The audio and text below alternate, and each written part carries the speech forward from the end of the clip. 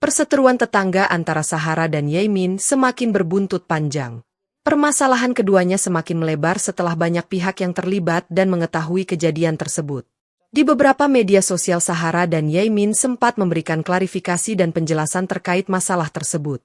Namun, dari perseteruan Sahara yang merasa dirugikan bahkan mengaku dilecehkan oleh Yaimin. Namun melalui rekaman CCTV akhirnya membongkar tabiat asli Sahara. Dalam video yang beredar, ia terlihat melakukan aksi mencurigakan terhadap Yaimin. Tak hanya itu, Sahara juga diketahui sempat memberikan keterangan palsu kepada Kang Deddy Mulyadi. Tabiat buruk Sahara terekam dalam CCTV. Sahara tidak dapat lagi berkilah. Dalam video yang diunggah oleh istri Yaimin, Rose, terlihat Sahara menendang kursi yang dipegang oleh Yaimin. Bukan cuma sekali, Sahara juga pernah mengangkat kakinya ke dekat kepala Yaimin. Hal itu dilakukan Sahara sambil berkata kasar dan memprovokasi. Kamu narget saya 100 juta. Aku nggak mau. Aku nggak mau. Ngomong jujur. Kamu jangan munafik. Jangan berbelit-belit bocah, Kamu perempuan apa? Laki-laki kamu, Ayo. Jangan gila kamu. Wah. Kamu ayo. Kelihatan kan sampai gila. Ngomong. Ini direkam suami kamu yang gila ini. Yang gila ini loh rekam suami kamu. Kamu ini macam apa? Manusia macam apa kamu? Gak layak kamu hidup di kampung. Gak layak kamu hidup di rumah. Sini lah di rumah ini. Gak layak kamu. Gak layak kamu. Apa sih? Ayo. Macam apa? Ayo. Kamu mau apa? Ayo ngomong sekarang. Maaf. Ngomong sekarang. Ngomong apa? Ayo, semua ada batasnya loh. Kamu jangan macam-macam. Ini rumah saya loh. Ya tahu ini rumah kamu. Tahu. Kamu tadi yang nyuruh aku keluar ke sini. Menurut cerita versi Sahara di YouTube Deddy Mulyadi Channel, video Yaimin guling-guling itu dikarenakan pria berbaju batik yang bernama Ramin itu dituduh memperkosa Rose. Karena sebelumnya sempat ada masalah dengan Yaimin, Ramin kemudian emosi. Pak Ramin. Pak Ramin itu siapa? Tukang yang membangun rumah beliau dari awal. Oke. Kemudian bapak tukang ini dituduh ke istrinya. Sama Pak Muslimin. Oh. Ya Pak, saya paham sekali psikologi beliau ketika difitnah seperti itu.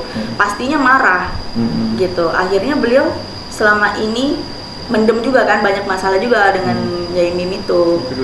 Dituduh nyuri semen, dituduh ngambil-ngambil material ketika pembangunan rumahnya dan lain sebagainya itu.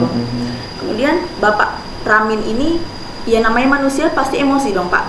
Di fitnah seperti itu, nantang dia. Kenapa kamu mau tuduh aku istri kamu? Mana buktinya? Gitu. Dikejar lah sampai ada adegan berguling-guling, kemudian ada diving juga. Itu yang membuat saya berpikir, ini orang kok gini ya, kayak maaf ya Pak, manipulatif banget gitu. Kita tidak menendang dia, menyentuh dia aja enggak. Kok bisa beliau langsung memberikan reaksi yang seperti itu? Saya juga kaget. Kemudian Ramin terus menantang Yaimin sambil berkata keras dan meminta bukti. Hingga akhirnya Yaimin melakukan adegan guling-guling di depan rumahnya. Sementara itu pada video yang diposting di akun TikTok istri Yaimin, terlihat Sahara menendang kursi yang dipegang oleh Yaimin. Di video itu, Ramin menagih uang 100 juta rupiah yang dijanjikan Yaimin jika benar Rose menyebut najis. Sambil bertolak pinggang, Ramin berteriak dengan nada tinggi dan membentak Yaimin. Namun Yaimin merespon hal itu dengan candaan berlari-lari sambil membawa kursi. Hal itu rupanya membuat Ramin dan Sahara makin emosi. Sambil Ramin terus membentak-bentak, Sahara yang sibuk merekam kemudian menaikkan kakinya. Sahara pun menendang bangku yang sedang dipegang oleh Yaimin. Pengakuan Muhammad Imam Muslimin atau Yaimin dosen Universitas Islam Negeri Maulana Malik Ibrahim Malang sudah memaafkan tetangganya, Sahara. Sebelumnya, permintaan maaf itu disampaikan oleh Sahara pada cuplikan podcast di kanal YouTube milik Denny Sumargo atau Densu. Padahal Yaimin sudah berulang kali meminta kepada Densu agar podcastnya ditayangkan saja. Pada cuplikan bahwa podcast itu, ada momen Sahara menelepon Yaimin untuk meminta maaf. Terlihat Denny Sumargo yang lebih dulu berbicara dengan Yaimin di telepon. Kemudian ia meminta izin bahwa Sahara ingin mengobrol. Yaimin mempersilakan, kemudian ponsel itu diberikan oleh Densu ke Sahara. Sambil duduk di samping suaminya, Sahara pun mengucap salam kepada Yaimin, dan langsung disambut hangat.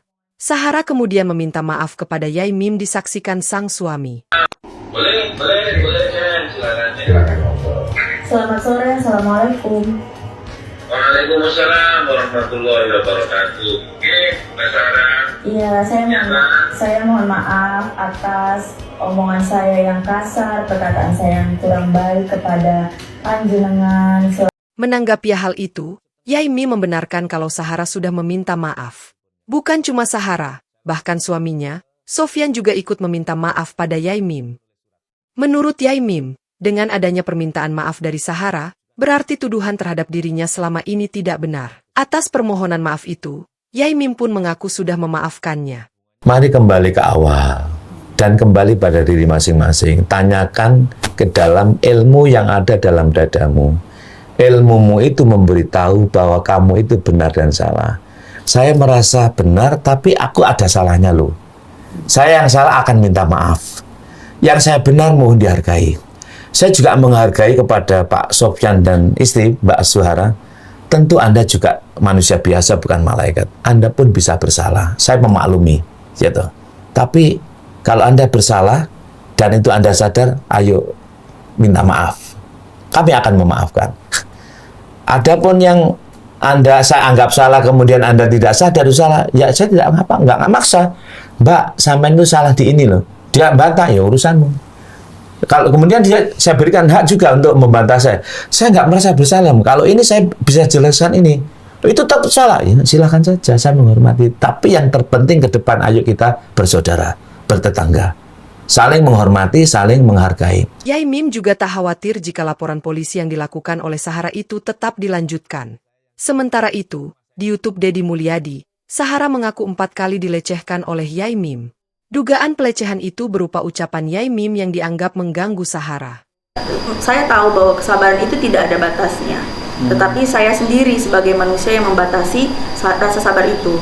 Akhirnya saya memuncak nih, saya udah kayak nggak kuat, sampai emosi saya udah banyak di dalam. Akhirnya dari situ saya nahan ngempet. Nah, muncullah kasus-kasus berikutnya Pak. Kasus-kasus mengenai parkir itu.